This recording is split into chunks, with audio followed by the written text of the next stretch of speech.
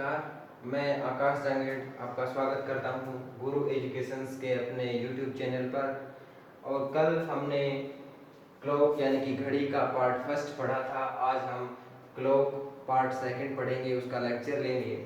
First part में हमने बताया था 3 ट्रिक्स के बारे में और चौथा ट्रिक्स आज बताएंगे। मैंने ये बताया था कि 4 ट्रिक्स में पूरा चैप्टर कंप्लीट हो जाएगा, लगभग सभी क्वेश्चन जो है वो सोल्व हो जाएंगे।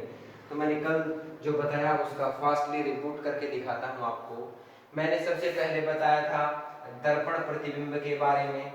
उसमें मैंने जो ट्रिक दी थी वो क्या थी कि 11 60 में से माइनस करना, या फिर 23 60 में से माइनस करना, या फिर 23 59 60 में से माइनस करना। ये जो ट्रिक्स मैंने बताई थी ये दर्पण प्रतिबिंब, इट मींस ऊर्ध्वाधर दर्पण प्रतिबिंब के बारे में बताया था। दूसरा मैंने बताया था जल प्रतिबिंब का। क्या बताया था कि 7:30 में दिया गया जो टाइम है उसको हम प्लस करेंगे और जो नीचे जो आंसर आ रहा होगा उसको हम न लिखते हुए घंटों को देखेंगे कि वे 12 घंटों से या फिर 24 से कितने कम हैं, और मिनटों को देखेंगे कि वे 60 या फिर 120 से कितनी कम है। ठीक है। फिर मैंने दूसरा ट्रिक जो बताया था वो मैंने बताया, क्या बताया था दूसरा ट्रिक मैंने आपको? मैंने ये ट्रिक बताया था आपको, theta is equal to 11 into minute minus 60 into hours upon 2। ये जो वैल्यू आएगा वो क्या आएगा? थीटा का वैल्यू आएगा।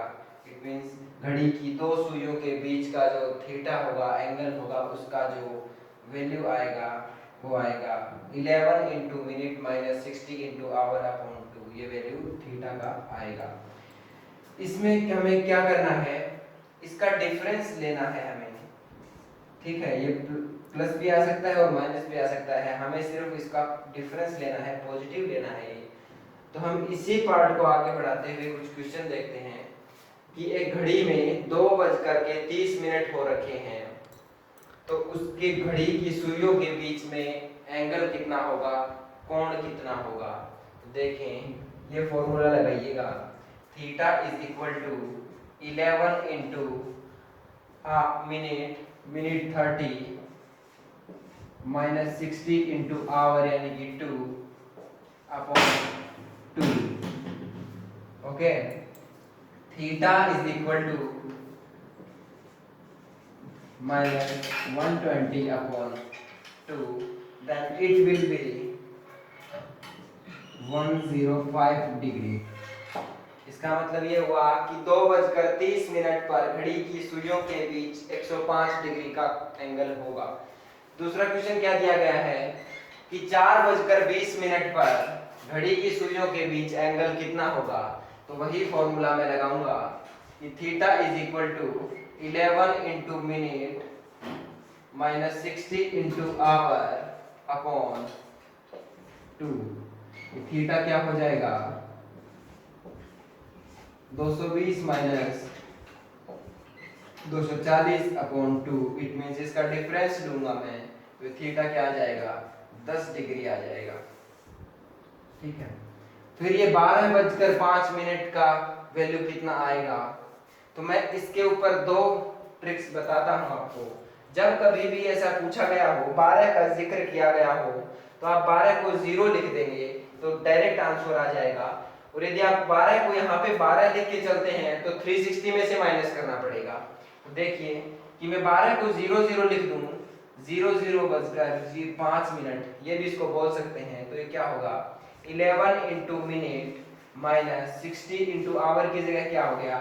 0 हो गया upon 2। It means 55 upon 2 it will be 27.5 degree का जो एंगल होगा वो बनेगा।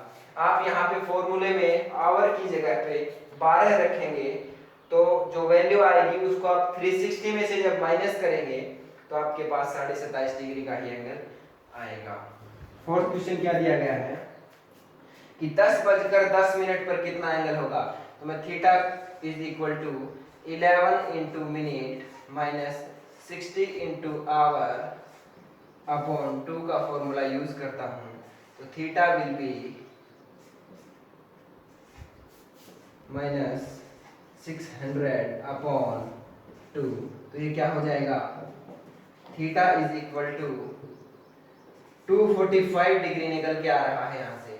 तो मैंने कल बताया था कि थीटा यदि 180 से ज्यादा चला जाता है तो उसको आप 180 में से माइनस करके लिखेंगे, तो थीटा यहाँ पे कितना हो जाएगा 360 minus 245, then it will be 115 degree का जो एंगल होगा वो घड़ी की सुइयों के बीच में सही माना जाएगा। हालांकि ये भी गलत नहीं है, लेकिन प्रोबेबली आंसर आपको क्वेश्चन में जो मिलेगा वो यही मिलेगा, और ये दोनों भी मिल सकते हैं तो कोई प्रॉब्लम नहीं होनी चाहिए। ठीक है, अब इसके ऊपर एक टिपिकल क्वेश्चन है जो कि देखेंगे। आइए देखते हैं ये क्वेश्चन कि जब घड़ी में 9:30 हो गए हैं तब दोनों सुइयों के बीच में एंगल जो है वो कितने डिग्री का होगा। तो मैं वही फॉर्मूला यूज करूंगा, theta is equal to 11 into minute minus 60 into hour upon 2। ये क्या आ गया, theta is equal to 330 minus 540 upon 2 हो गया। थीटा इज इक्वल टू क्या आ जाएगा, theta is equal to 105 degree का जो एंगल होगा यहाँ से वो निकल के आ जाएगा। इट मींस 9:30 पर घंटे और मिनट की सुइयों के बीच 105 डिग्री का एंगल बनेगा। अब 11:20 पर घड़ी की सुइयों के बीच में कितना एंगल होगा वो देखिए, theta is equal to 11 into minute minus 60 into hour upon 2, theta will be 220 minus 660 upon 2। हालांकि ये वैल्यू जो आएगी वो नेगेटिव आएगी, लेकिन मैंने बताया था कि इसका केवल क्या लेते हैं, डिफरेंस लेते हैं। तो जो थीटा जो आएगा वो कितने डिग्री का आ जाएगा, 140, इट मींस 140 डिग्री का एंगल आ जाएगा। तो 11:20 पर घड़ी की सुइयों के बीच 140 डिग्री का एंगल जो होगा वो बनेगा। मैंने दो पार्ट्स बताए थे आपको कि पहला बताया था प्रतिबिंब दर्पण प्रतिबिंब निकालना, फिर दूसरे प्रकार का क्वेश्चन बताया था मैंने कि कोण ज्ञात करना। अब तीसरे प्रकार का क्वेश्चन मैंने बताया था कि समय ज्ञात करने से संबंधित आपको क्वेश्चन पूछे जाएंगे। तो तीसरा प्रकार जो है कि समय ज्ञात करना, उसके ऊपर हम थोड़ा प्रैक्टिस करते हैं। समय ज्ञात करना, कौन से समय किस एंगल पे कितना टाइम हो जाएगा उसके बारे में हम पढ़ते हैं। इसके ऊपर बेसिकली आपको केवल 4 प्रकार के क्वेश्चन पूछे जाएंगे। ये सबसे इस क्लॉक चैप्टर का सबसे हार्ड पार्ट है, इसको थोड़ा ध्यान से देखिएगा। इसके ऊपर 4 प्रकार के क्वेश्चन बनते हैं। पहला क्वेश्चन क्या बनता है कि दोनों सुइयां विपरीत कब होंगी। विपरीत का मतलब आपको क्या लेना है, विपरीत का मतलब आपको theta is equal to 180 degree लेना है। ठीक है। दूसरा वो पूछ सकता है कि दोनों सुइयां समपाती कब होंगी। समपाती की यदि वो पूछता है तो दोनों सुइयां एक दूसरे के ऊपर कब होंगी, तो थीटा आपको कितना लेना है, 0 डिग्री लेना है। ठीक है। तीसरा क्वेश्चन जो होगा वो क्या होगा कि वो ये पूछेगा कि दोनों सुइयां लंबवत कब होंगी या फिर 90 डिग्री पे कब होंगी, तो आप theta is equal to 90 degree angle आपको लेना पड़ेगा। और आजकल जो प्रचलन में आ गया है चौथा जो क्वेश्चन है वो क्या पूछता है कि 3 मिनट 5 मिनट इस प्रकार से इतने टाइम को यदि मैं डिनोट करूं, इतने टाइम बाद घड़ी कितनी स्लो हो जाएगी, कितनी तेज हो जाएगी, ये अगर वो पूछता है तो मैं इस मिनट को क्या करूंगा। मिनट मैंने आपको बेसिक जब आपको मेथड बताया था तब बताया था कि घंटे की सुई 1 मिनट में कितना एंगल करती है, 1/2 डिग्री का एंगल करती है, तो वो 2 मिनट में कितना करेगी? 1 डिग्री का करेगी। इसी प्रकार से मैंने आपको बताया था कि मिनट की सुई 1 मिनट में 6 डिग्री का एंगल कवर करती है, तो वो 3 मिनट में कितने डिग्री का एंगल कवर करेगी? 6 × 3 इट मीन्स 18 डिग्री में एंगल यहाँ पे लेके चलूंगा। यदि 5 मिनट की बात करूं तो 5 × 6 = 30 डिग्री का मैं एंगल लेके चलूंगा। और यदि मैं 10 मिनट की बात करके चलूं तो 10 × 6 इट मीन्स 60 डिग्री एंगल मैं वहां पे लेकर के चलूंगा। तो ये थोड़ा सा नया टॉपिक जुड़ के आ रहा है, काफी कंपटीशन में पूछा भी गया है, तो इसके बारे में हम लास्ट में देखेंगे। सबसे पहले एक क्वेश्चन के साथ इसकी शुरुआत करते हैं। क्वेश्चन क्या होगा? 2 से 3, 2 बजे से 3 बजे के बीच में कब घड़ी की दोनों सुइयां, इट मीन्स यहाँ पे सेकंड की सुई की बात नहीं हो रही है, मिनट और घंटे की सुई की बात हो रही है। तो मिनट और घंटे की सुई 2 से 3 बजे के बीच में कब विपरीत होंगी? क्या होंगी? विपरीत होंगी। तो मैंने क्या बताया था विपरीत का, कि थीटा बराबर कितना लेके चलेंगे आप? 180 डिग्री लेके चलेंगे। ठीक है। जब आपको समय ज्ञात करना होता है तो आपको एक, जो मैंने बताया था 4 ट्रिक्स दूंगा, उसमें मैं आपको चौथी ट्रिक क्या बता रहा हूं। चौथी ट्रिक ये होगी कि जो मिनट आएगी, ये फॉर्मूला आप याद कीजिएगा, minute is equal to 30h ± theta into 2/11। ये आप याद रखिएगा। H1 लगा दीजिए आप यहाँ पे कि मिनट में जो समय निकल के आएगा वो किस में आएगा? मिनट में आएगा। मिनट बराबर 30h1। H1 का वैल्यू कितना लेंगे? यदि यहाँ पर 2 से 3 बजे के बीच पूछा गया है तो आप H1 यानी कि ये 2 लेंगे। 5 से 7 पूछा गया है तो 5 लेंगे। जो पहले वाला वैल्यू जो दिया गया होगा वो आप H1 के स्थान पे रखेंगे। तो सर ये प्लस और माइनस दोनों क्यों लिया गया है? मैंने आपको इस फॉर्मूले में बताया था कि आपको यहाँ पे डिफरेंस लेना होता है। तो यहाँ पे जब आप प्लस का लेते हैं तो ये प्लस का थीटा मान लिया मैंने, और जब ये नेगेटिव वैल्यू आता है उसके लिए मैंने क्या ले लिया? माइनस का थीटा ले लिया। ठीक है। तो दोनों, कभी कभी क्या होगा, केवल प्लस के थीटा से आंसर निकल के आएगा, कभी माइनस से निकल के आएगा, और कभी दोनों से भी निकल के आएगा। तो क्या होगा, इस फॉर्मूले के एक्सेप्शन क्या होंगे? पहला एक्सेप्शन ये होगा, इट मींस अपवाद ये होगा कि यदि आपका आंसर नेगेटिव आ रहा है, क्या आ रहा है? नेगेटिव आ रहा है, तो मिनट कभी भी नेगेटिव नहीं हो सकती, इसलिए आप वो आंसर को एक्सेप्ट नहीं करेंगे। चाहे प्लस का लेने पर माइनस आ रहा हो, चाहे माइनस का लेने पर माइनस आ रहा हो, आप वो वैल्यू काउंट नहीं करेंगे, उसको वहीं पे छोड़ देंगे। तो दूसरा क्या हो गया कि यदि आपकी मिनट 60 से ऊपर जा रही हैं तो भी आप उसको काउंट नहीं करेंगे, उसको नहीं गिनेंगे, क्योंकि मिनट में 60 से ऊपर जाने का मतलब है कि वो आगे घंटे में बदल गया है। जब मैं आपको बोलूं तो आप कि 2 से 3 बजे के बीच कब विपरीत हो जाती हैं, तो आप कहते हैं कि 2:65 पर, इट मींस वो तो 3:05 हो गए, 2:65 कभी भी नहीं हो सकते। 60 मिनट पे जो घंटा चेंज होता है तो वो अगले घंटे में काउंट किया जाता है। तो मिनट जब 60 से ऊपर आ जाए तब आप काउंट नहीं करेंगे, और यदि नेगेटिव आंसर आ रहा है तो भी आप काउंट नहीं करेंगे। तो आइए अब मैं इस क्वेश्चन को सोल्व करता हूं। क्या कि 2 से 3 बजे के बीच कब सुइयां विपरीत होंगी? तो मैंने क्या किया कि minute is equal to 30 into H1 की जगह मैं क्या रखूंगा? 2 प्लस माइनस थीटा की जगह कितना रखूंगा मैं? 180 डिग्री, क्योंकि विपरीत पे 180 डिग्री होता है, इंटू 2/11 हो गया। मैं यहाँ पे प्लस ले लेता हूँ और यहाँ पे क्या ले लेता हूँ? माइनस लेके चलता हूँ। यदि मैं प्लस लेता हूँ तो क्या आ जाएगा? 60 प्लस 180 इंटू 2/11, और ये क्या आ गया? 60 माइनस 180 इंटू 2/11 आ गया। तो यहां से तो आंसर कितना आ रहा है आपके पास? ये आ रहा है 480/11, इट मींस 43 सही 7/11 मिनट। ये किस में आंसर आ रहा है? मिनट में आपका आंसर आ रहा है, और यहाँ से आंसर क्या आ रहा है आपका, यहाँ से आ रहा है -120। ये माइनस का आ गया इंटू 2/11। तो आप बताइए इसको सोल्व करने की आवश्यकता थोड़ी है, मैंने बताया था यदि नेगेटिव आ जाए तो आपको क्या करना है, छोड़ देना है। तो यहाँ पे नेगेटिव आएगा तो मैं इसको छोड़ देता हूँ। आंसर कितना हो जाएगा, ये सही आंसर नहीं है कि 43 सही 7/11।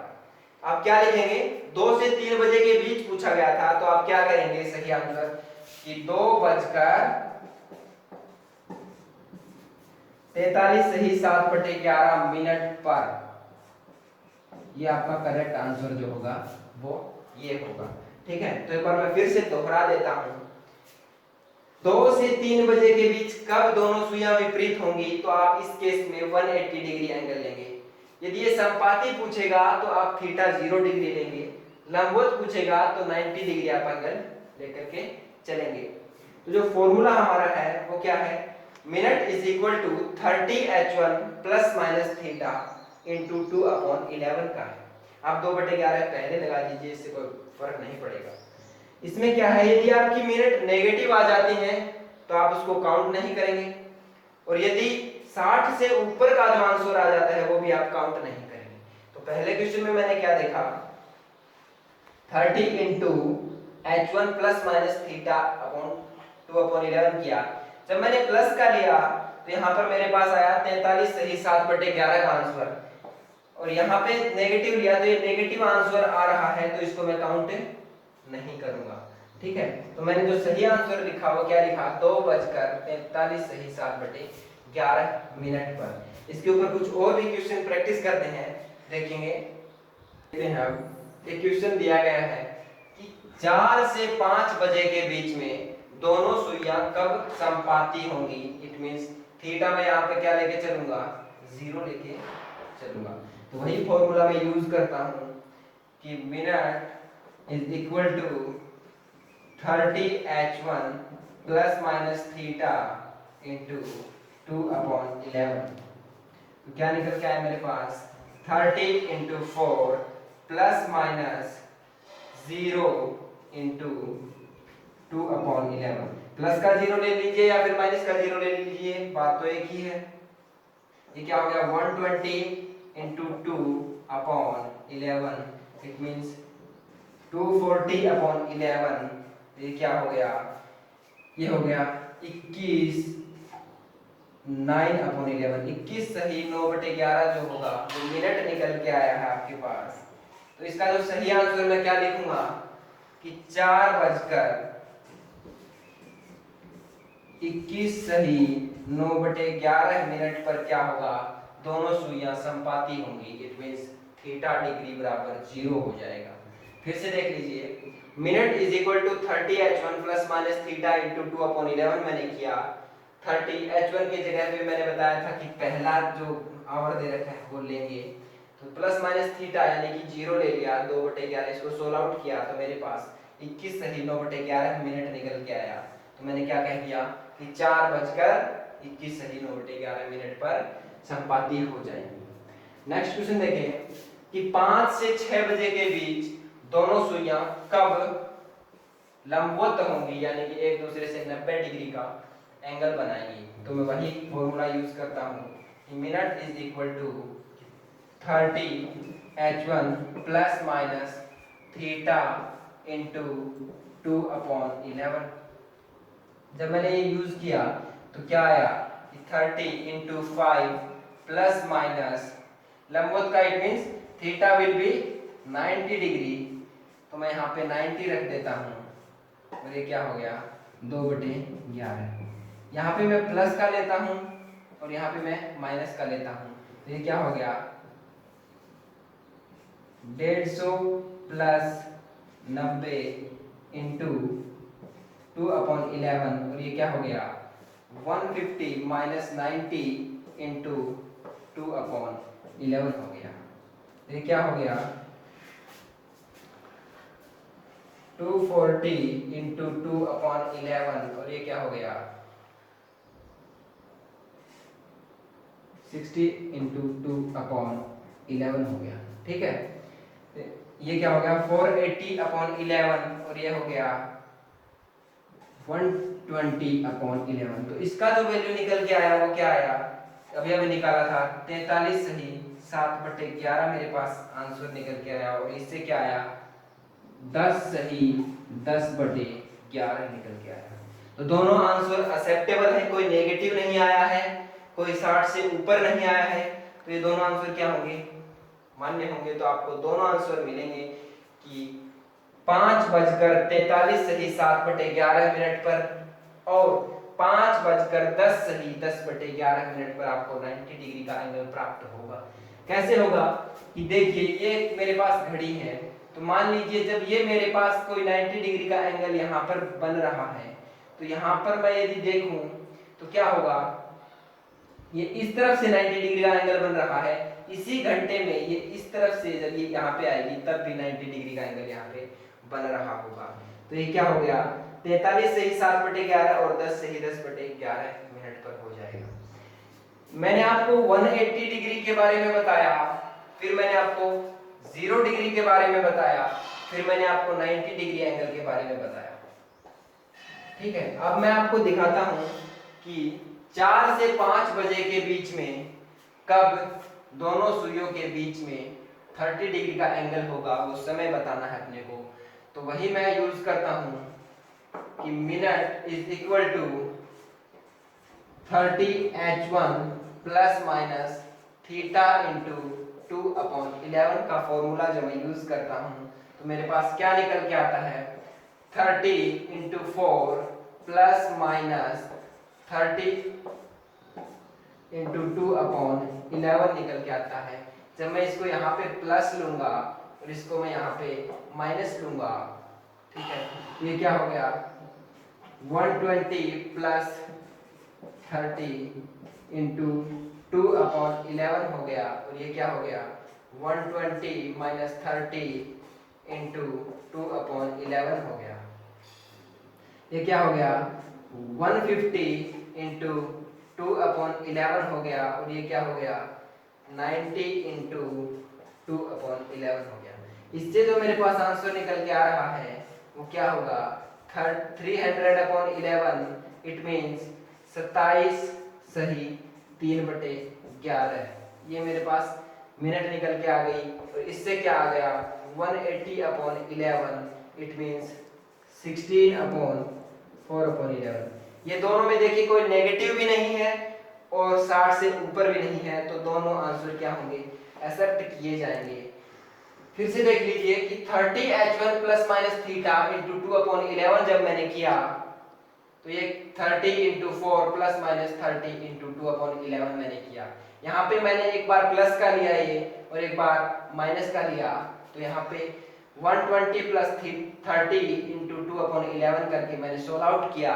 तो इसका आंसर 27 सही 3/11 मैं निकाल के लेके आया। और यहाँ पे माइनस से जब मैंने सोल्व आउट किया इसको तो 16 सही 4/11 में आंसर यहाँ पे निकाल के लेकर के आया।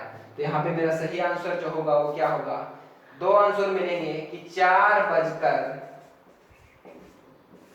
या तो 27 सही 3/11 मिल सकता है या 16 सही 4/11 मिल सकता है, और या फिर दोनों मिल सकते हैं। यदि ऑप्शन में ये भी दिया गया हो, ये भी दिया गया हो और एक ऑप्शन और दिया गया हो कि ए और बी दोनों, तो वो आपका जो थर्ड आंसर ए और बी दोनों वाला जो आंसर होगा वो सही माना जाएगा। ठीक है, अब इसके ऊपर मैंने आपको ये 180 डिग्री का एंगल निकाल के दिखाया एक घंटे में। यहाँ पे हम 4 से 5, 5 से 6, 4 से 5 यानी कि केवल एक घंटे की बात कर रहे हैं। तो मैंने आपको 180 डिग्री का एंगल निकाल के दिखाया, उसका आंसर कितने निकल के आए थे, एक आंसर निकल के आया था मेरे पास। मैंने आपको 0 डिग्री एंगल इट मीन संपाती का आंसर निकाल के दिखाया एक घंटे में, तो एक आंसर निकल के आया मेरे पास। अब देखिए 90 डिग्री का मैंने अब जब सोल्व किया तो मेरे पास दो आंसर निकल के आए। 30 डिग्री एंगल से जब मैंने सोल्व किया तो मेरे पास दो आंसर निकल के आए, यानी कि एक घंटे में दो बार ऐसा हो रहा है कि दोनों सुइयां 30 डिग्री का एंगल बना रही हैं। एक घंटे में दो बार ऐसा हो रहा है कि दोनों सुइयां 90 डिग्री का एंगल बना रही हैं। इससे मेरे को एक बात समझ में आई क्या, कि प्रत्येक घंटे में घंटे और मिनट की सुई केवल एक बार ही 180 डिग्री एंगल बना सकती है, ठीक है, और एक बार ही 0 डिग्री का एंगल बना सकती है। और 90 डिग्री का एंगल कितनी बार बनाएगी? 2 बार। इट मींस मैं इसको ये बोल सकता हूं कि मिनट और घंटे की सुई हर घंटे प्रत्येक एंगल को 2 बार बनाती है, छोड़ करके किसको? 180 डिग्री को और 0 डिग्री को। ये 2 एंगल ऐसे हैं जो एक घंटे में एक बार ही बनते हैं, बाकी सभी एंगल एक घंटे में 2 बार बनेंगे। अब सवाल उठता है कि कोई ऐसा एंगल भी है क्या जो 3 बार बने एक घंटे में? तो ऐसा कोई एंगल नहीं है जो 3 बार बन सके एक घंटे में। तो आपको समझ में आया होगा। अभी मैं इसको वापस थोड़ा सा आपको समझा देता हूं। देखिए, तो देखते हैं 0 डिग्री एंगल, ये स्पेशल एंगल होते हैं कि घड़ी में 0 डिग्री एंगल कब बनेगा। इट मींस आपको क्या बोल सकता है कि संपाती कब होंगी, या फिर ये भी बोल सकता है कि दोनों सुइयां कब मिलेंगी, कब मिलेंगी, या फिर आपको जब 180 डिग्री एंगल के पूछेगा, इट मींस दोनों सुइयां कब एक दूसरे के विपरीत होंगी या 180 डिग्री का एंगल बनाएंगी।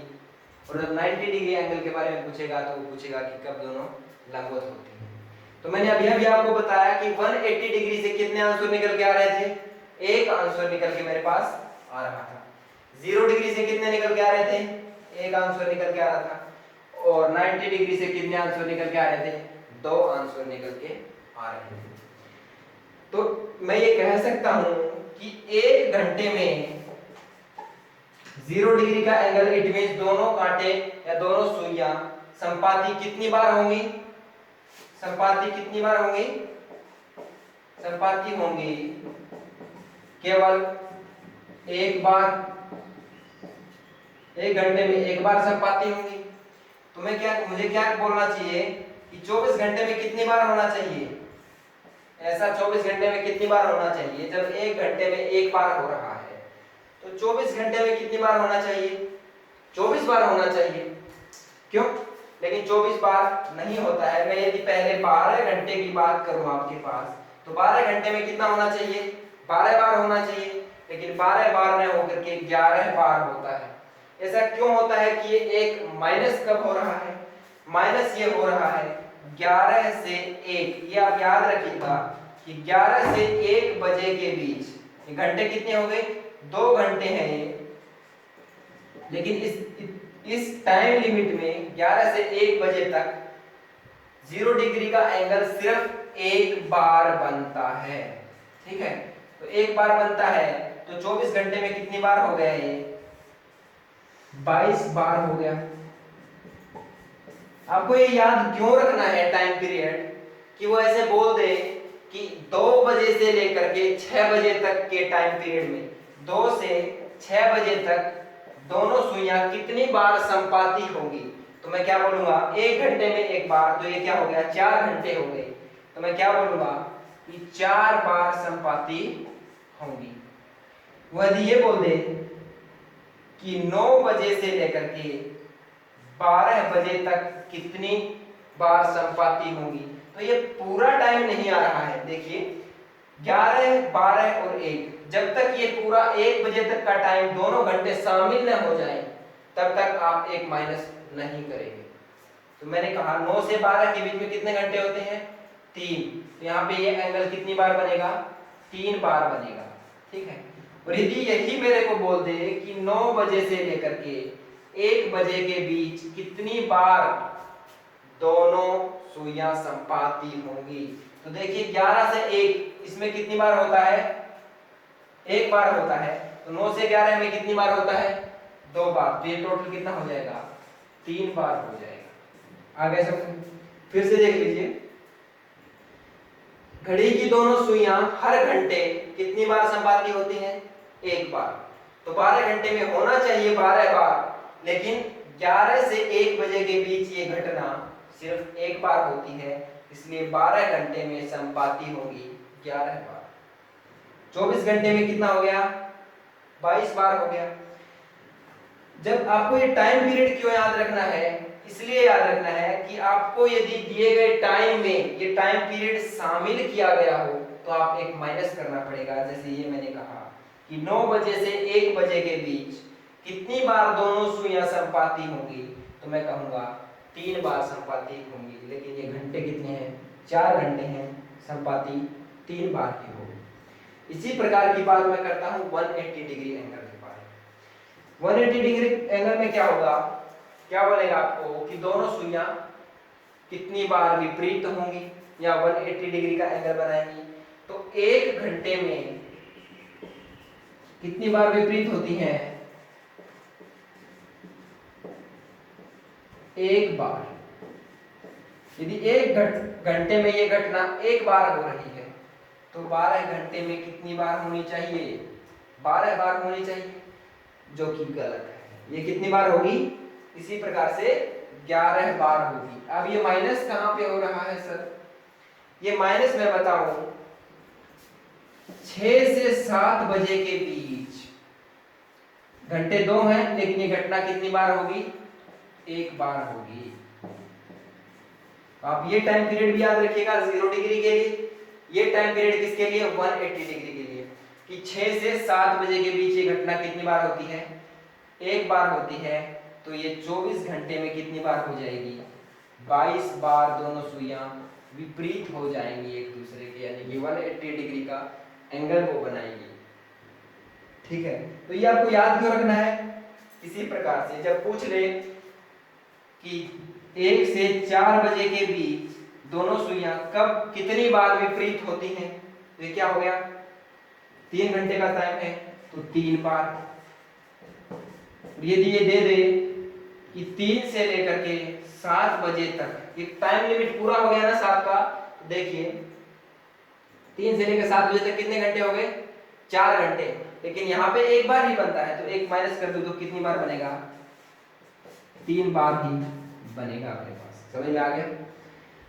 अब मैं देखूं 90 डिग्री एंगल के बारे में। 90 डिग्री एंगल के कितने आंसर आ रहे थे मेरे पास, 2 आंसर आ रहे थे। इट मींस 1 घंटे में 90 डिग्री का एंगल कितनी बार बनता है, 2 बार बनता है। तो 12 घंटे में कितनी बार बनना चाहिए, 12 घंटे में कितनी बार बनना चाहिए, 24 बार बनना चाहिए। लेकिन ये घटना 12 घंटे में कितनी बार होती है, 22 बार। ठीक है, अब ये 2 बार माइनस कहां से हुआ है, एक तो होता है 3 से 4 बजे के बीच में, और दूसरा कहां पे होता है, 9 से 10 बजे के बीच में। ये घटना यहाँ पे 1 घंटे में 2 बार होना चाहिए, लेकिन यहाँ पे सिर्फ 1 बार 90 डिग्री का एंगल बनता है। 9 से 10 बजे के बीच भी 2 बार बनना चाहिए 90 डिग्री का एंगल, लेकिन यहाँ पे क्या बनता है, 1 बार बनता है। तो ये 2 बार यहाँ से माइनस हो गया है। आपको ये टाइम पीरियड भी क्यों याद रखना है, इसी टाइप का क्वेश्चन आपको ओरली पूछ सकता है कि 1 से 2 बजे तक कितनी बार 90 डिग्री का एंगल बनाएंगी, कितनी बार वो लंबवत होंगी। जब ये टाइम पीरियड पूरा, जैसे कि 1 से 4 बजे के बीच कितनी बार 90 डिग्री का एंगल बनेगा, तो 1 से 4 के बीच कितने घंटे हो गए, 3 घंटे हो गए। लेकिन इस 1 घंटे में कितनी बार बन रहा है, 1 बार बन रहा है। तो टोटल घटना कितनी बार हो जाएगी, 5 बार की घटना हो जाएगी।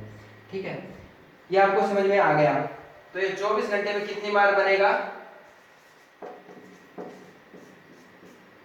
ये कितनी बार बनना चाहिए, 12 घंटे में 22 बार है, तो 24 घंटे में 44 बार बनेगा। ठीक है, ये आपको पूरा समझ में आ गया। ये स्पेशल एंगल्स के बारे में मैंने आपको बताया। अब इसके ऊपर मैं कुछ आपको प्रैक्टिस करके दिखाता हूं। ठीक है, कोई इंपॉर्टेंट क्वेश्चंस हैं जो एग्जाम के लायक है, वो आपको मैं बता रहा हूं। क्वेश्चन दिया गया है कि किसी घड़ी में 3:40 का समय हो गया है, तो वह समय ज्ञात कीजिए जब घंटे की सुई 75 डिग्री एंगल से आगे बढ़ जाएगी। क्वेश्चन में क्या कहना चाहता है कि ये मेरी घड़ी है,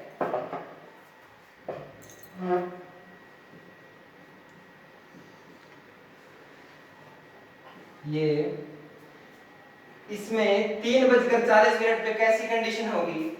40 मिनट पर मिनट की सुई तो एग्जैक्ट यहाँ पे होगी, और जो घंटे की सुई होगी वो 4 के लगभग नजदीक यहाँ पे होगी। ऐसी कुछ कंडीशन बन रही होगी। तो जब ये सुई, घंटे की सुई 75 डिग्री एंगल पार करके जब यहाँ पे आ जाएगी, 75 डिग्री का एंगल पार करके, तब वो समय मेरे को ज्ञात करना है कि किस समय पे 75 डिग्री एंगल से घूम जाएगी। तो आपको मैंने 4 ट्रिक्स से सोल्व आउट करने का बताया था। वो ट्रिक्स इस प्रकार के प्रश्न में कहीं भी नहीं लगेंगे। यदि आपको जिंदगी में कभी भी ऐसा क्वेश्चन दिखाई दे तो आप बेसिक मेथड से जाएंगे। कौन से मेथड से?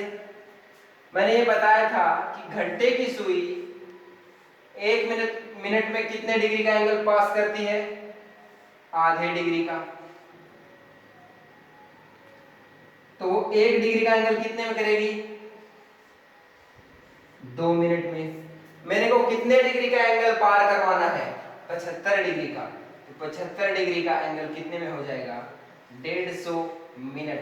यानी कि इसको मैं यदि घंटे में बदलूं तो कितना हो गया? 2.5 घंटे के बाद ये 75 डिग्री का एंगल पार करेगा। तो 2.5 घंटे का टाइम क्या हो रखा है अभी? 3:40 और 2.5 घंटे के बाद कितना टाइम हो जाएगा? 2:30 इसके अंदर मैं प्लस कर देता हूं तो ये क्या होता है? 5:70 निकल के आता है। तो 70 तो कभी मिनट में होता भी नहीं है, 70 मिनट में नहीं होता। तो 60 मिनट का तो 1 घंटा इसमें प्लस कर दूंगा और ये 10 मिनट रखूंगा। तो क्या टाइम बताऊंगा मैं? 6:10 पर 75 डिग्री एंगल पार करके वो सुई आगे बढ़ जाएगी। एक बार फिर से बताता हूं। किसी घड़ी में 3:40 हुए हैं तो वह समय हमें फाइंड आउट करना है जब घड़ी की जो घंटे की सुई है वो 75 डिग्री एंगल आगे बढ़ जाएगी। तो बेसिकली ये यहाँ पे कंडीशन बन रही है कि कुछ कंडीशन ऐसी होगी कि घंटे की सुई 4 के पास होगी और ये मिनट की सुई एग्जैक्ट यहाँ पे 40 यहाँ पे होगी। तो ये जब घंटे की सुई 45 डिग्री का कोण पार करके जब यहाँ पे आएगी तब कितना टाइम हो चुका होगा मेरे को ये बताना है। तो मैंने बेसिक मेथड क्या बताया था कि 1 मिनट में घंटे की सुई आधा डिग्री एंगल क्रॉस करती है, 2 मिनट में 1 डिग्री एंगल। तो 150 मिनट में कितने डिग्री का हो जाएगा? 75 डिग्री का हो जाएगा। इट मींस 2.5 घंटे में ये घटना होगी। तो 2.5 घंटे इसमें प्लस कर दिए तो 6:10 के समय पर 75 डिग्री आगे बढ़ जाएगी। ये कैसे हुआ? यदि आपका बचपन सामान्य गुजरा होगा तो टीचर ने बताया होगा कि 5 रुपए की 7 चॉकलेट तो 1 रुपए की कितनी चॉकलेट? 7/5 चॉकलेट हो जाएगी। आपको बताया भी होगा। इसी टाइप से मैंने ये 6:10 आपको बता दिया। इसी के ऊपर एक दूसरा क्वेश्चन है जो आपको दिखाई दे रहा है, ये आप सोल्व आउट करने का कोशिश कीजिए कि घड़ी में 4:10 हुए हैं तो वह समय ज्ञात कीजिए जब घंटे की सुई 50 डिग्री एंगल से आगे बढ़ जाएगी। तो यहां से मैं एक डायरेक्ट ट्रिक क्या बनाऊं कि मेरे को जब 75 डिग्री एंगल से आगे बढ़ाना था सुई को तो मैंने कितना किया? दुगना कर दिया, 150 मिनट कर दिया। तो यहाँ पे 50 डिग्री से करना है तो मैं क्या करूंगा? डायरेक्ट 100 मिनट से कर दूंगा। लेकिन मैं बेसिकली इसी मेथड से जाऊं तो आधा डिग्री कितने मिनट में करती है? 1 मिनट में घंटे की सुई करती है। तो 1 डिग्री कितने मिनट में करेगी? 2 मिनट में करेगी। और 50 डिग्री कितने मिनट में करेगी? 100 मिनट में करेगी। अर्थात 1 घंटा और 40 मिनट में करेगी। अब इस टाइम को मैं इसमें क्या करता हूँ? प्लस कर देता हूँ कि 4:10 में 1 घंटा 40 मिनट मैंने प्लस कर दिया तो ये 5:50 का मेरे पास समय आया। तो ये आंसर हो जाएगा 5:50 पर घंटे की सुई 50 डिग्री एंगल से आगे बढ़ गई होगी। अब एक इसके ऊपर टिपिकल क्वेश्चन है जो मैंने आपको 4th टाइप बताया था समय ज्ञात करने पर कि 5 मिनट आगे बढ़ गई तो कितना स्लो होगी, 6 मिनट आगे बढ़ गई तो कितना स्लो होगी। उसका एक एग्जांपल देखते हैं अभी। तो अब ये देखिए क्वेश्चन दिया गया है कि एक घड़ी प्रत्येक 65 मिनट में संपाती की स्थिति में आ जाती है। संपाती का मतलब घंटे और मिनट की सुई दोनों एक ही स्थान पे आ जाती है, दोनों मिल जाती हैं। तब प्रत्येक 24 घंटे में यह घड़ी कितनी धीमी या फिर तेज हो जाएगी। क्वेश्चन ही समझ में आ गया होगा तो बहुत बड़ी बात है। फिर से समझिए क्वेश्चन कि क्या कहना चाहता है, आप सोल्व करके देख लीजिए। मैं क्वेश्चन आपको वापस से समझा देता हूं। एक घड़ी प्रत्येक 65 मिनट में संपाती की स्थिति में आती है, मतलब दोनों कांटे आपस में मिल जाते हैं। तब प्रत्येक 24 घंटे में यह कितनी टाइम तेज होगी या फिर स्लो होगी। पहले आप ये बताइए कि ये घड़ी स्लो हो रही है या तेज हो रही है। इसके लिए मैं आपके ऊपर एक बेसिक मेथड, बेसिक कंसेप्ट मैंने बताया था। क्या बताया था कि संपाती की जो स्थिति है वो 24 घंटे में कितनी बार होती है। 24 घंटे में 11 बार संपाती की स्थिति अपने पास निकल के आती है। तो एक घंटे में संपाती की स्थिति कितनी बार आएगी, 11।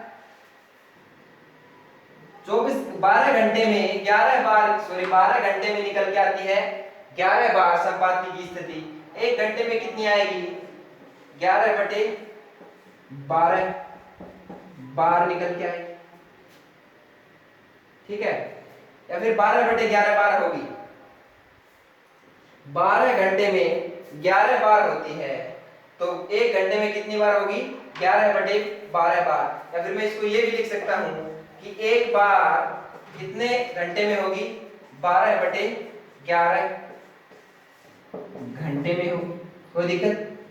ठीक है, एक बार यदि 12/11 घंटे में हो रही है, एक बार 12/11 घंटे में हो रही है, 12/11 घंटे को मैं मिनट में बदलूं तो क्या होगा, 12/11 × 60 मिनट से गुणा कर देता हूं तो ये क्या आती है, 720/11। इट मींस 65 सही 5/11 मिनट।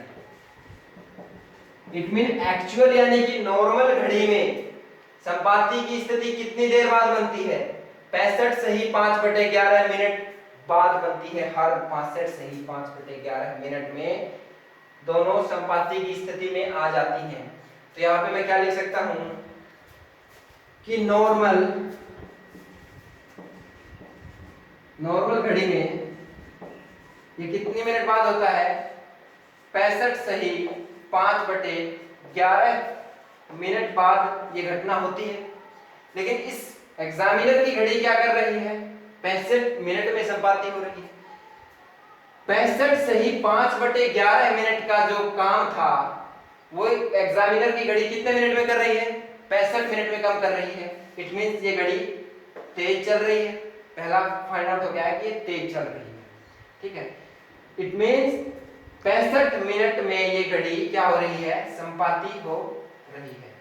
तो देखिए होना कितने में चाहिए नॉर्मल में, 65 सही 5/11 मिनट में, लेकिन कितने में हो रही है, 65 मिनट में हो रही है। तो प्रत्येक 65 मिनट में ये कितना समय बचा लेगी, 5/11 मिनट का समय अपने पास सेव कर लेगी, बचा लेगी।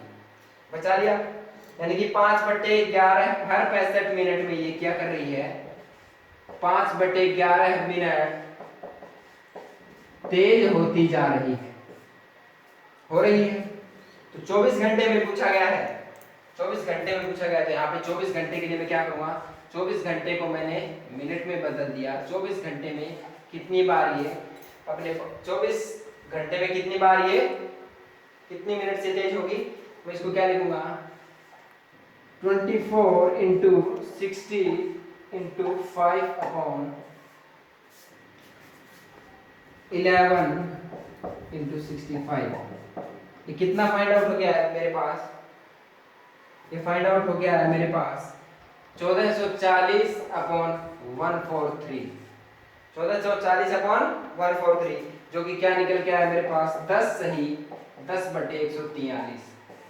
यानी कि मैं यहाँ पे लिखूं 10 सही 10/143 मिनट। से तेज हो जाएगी हर 24 घंटे में।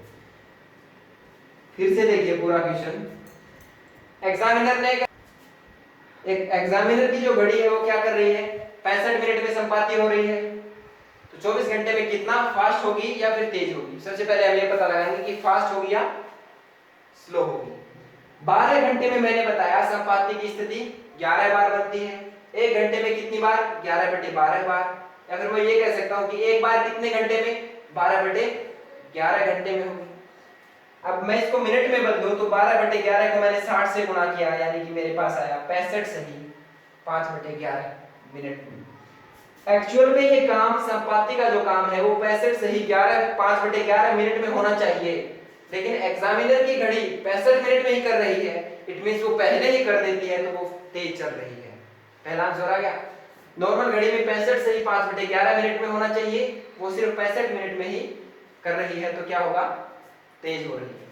अब एग्जामिनर की जो घड़ी है, ऐसा एग्जामिनर आपका जीवन सुख से व्यतीत नहीं होने दे रहा है। 65 मिनट में 5/11 मिनट का टाइम वो सेव कर रही है, बचा रही है।